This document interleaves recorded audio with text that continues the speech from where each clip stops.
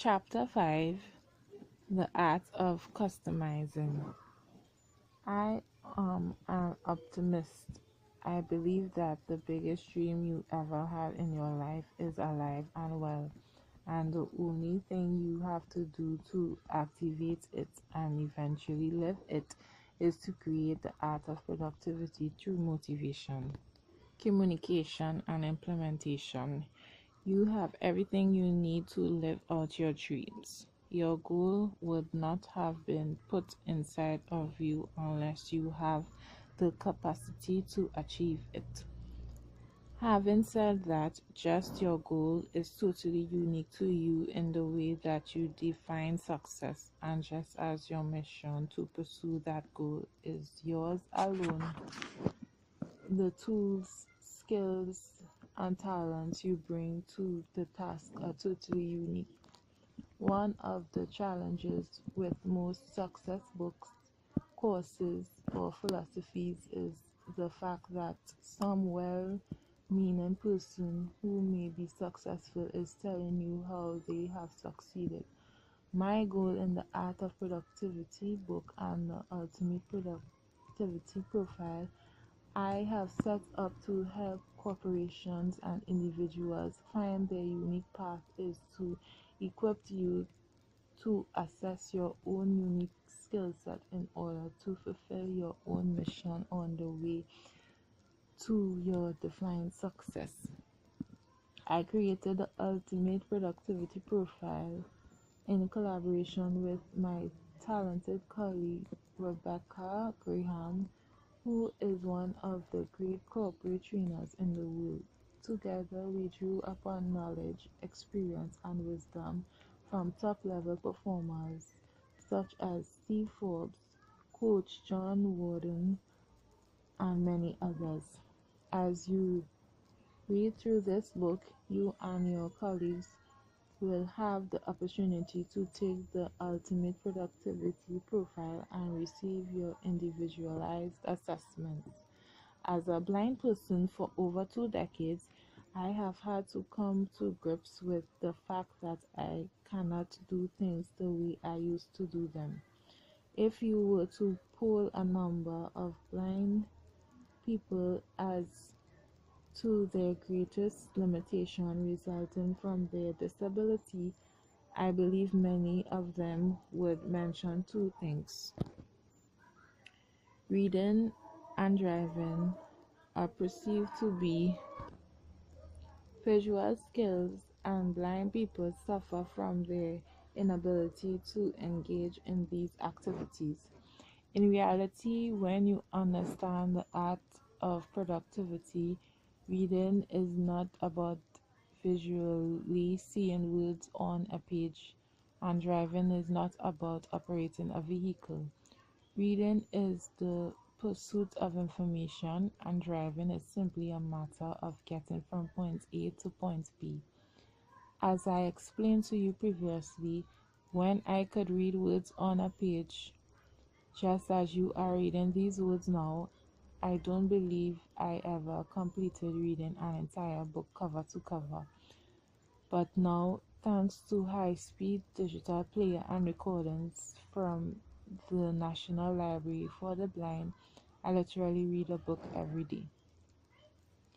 I have never met a person who has read more books than I have. There probably are people who have indeed completed more books than me. I simply have never met them. I know that I would enjoy meeting such people because the art of reading a book a day for over 2 decades has so expanded my world that I would love to meet people whose world has been expanded to a greater extent than mine. With respect to driving, I have not operated a vehicle since the day as a 16-year-old newly licensed driver. I rear-ended a parked police car I didn't see. This is a bittersweet tale that I will save for another venue, but suffice it to say that experience ended my active operation of a vehicle over 30 years ago. However, thanks to chauffeur-driven limousines as well as first-class and private air travel, sorry, I have gone anywhere around the world I have wanted to go and look forward to traveling even more in the future. One must always remember that there is more than one way to skin a cat, as my grandmother always told me. Keep your goals in mind and realize that your mission is merely a way to get to your goal. Your goal should never waver or be altered, but your mission to reach that goal and the methods you employ should be totally flexible and constantly scrutinized in the light of the art of productivity. I am told that each year there are several million quarter-inch drill bits sold in hardware stores and tool outlets around the world. I can safely say that no one ever really wanted a quarter-inch drill bit, even though millions of people buy them. They don't want the drill bit. What they want is a quarter-inch hole. If there were another method developed to magically create quarter-inch holes in any substances, I submit to you that the million drill bits a year market would dry up overnight. Please remember that we always find what we are looking for.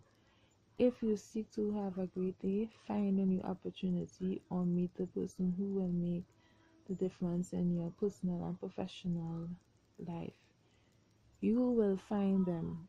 On the other hand, if you get up tomorrow morning looking for a dull, boring day, the same old regime and people who drain you of your energy instead of building you up toward your personal goals, this is indeed what you will find.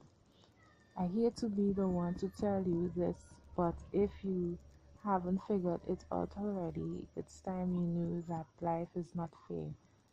Life is great. It's grand and it's wonderful, but it is not fair. In this life, we don't always get what we want. We don't always get what we need. We don't always get what we deserve. And we don't even always get what we earn. But we will inevitably and unerring get exactly what we expect.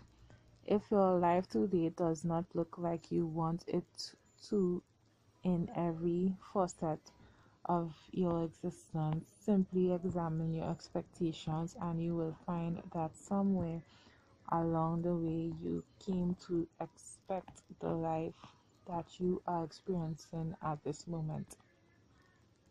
That may be somewhat startling and disturbing to you, but take heart.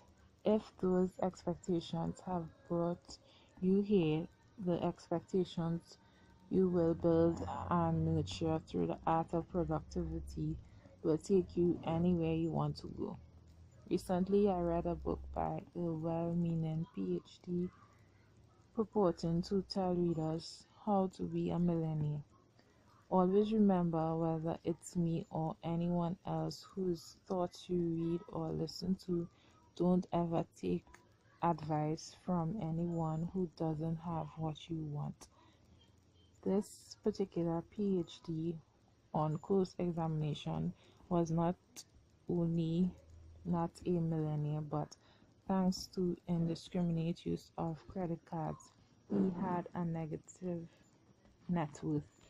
This, however, did not stop him from telling unsuspecting readers the single and true path to becoming a millionaire.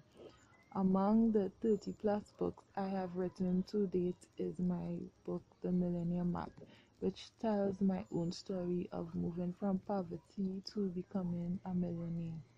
Sorry, multi-millionaire. You can find out more about this title and take a free